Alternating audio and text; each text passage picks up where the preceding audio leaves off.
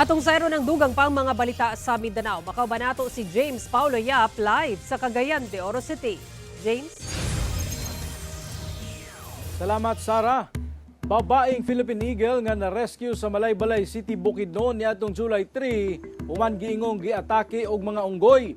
Mipanaw na.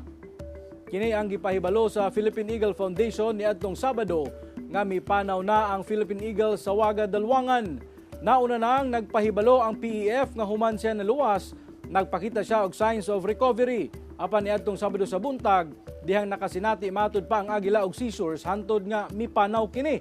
Sa inisyal nga eksaminasyon, walay nakitang timailhan sa bagong external trauma o internal bleeding. Apan namatikdan sa mga veterinaryo nga baga og dili kasagarang gahi ang iyang kasing-kasing. Midako ang iyang atay og tiyan. Apan kini wala matud pa nagtino sa hinungdan sa kamatayon sa maong agila. Gikuhaan og tissue samples ang iyang mga organs aron ipailawom sa eksaminasyon og laboratory analysis.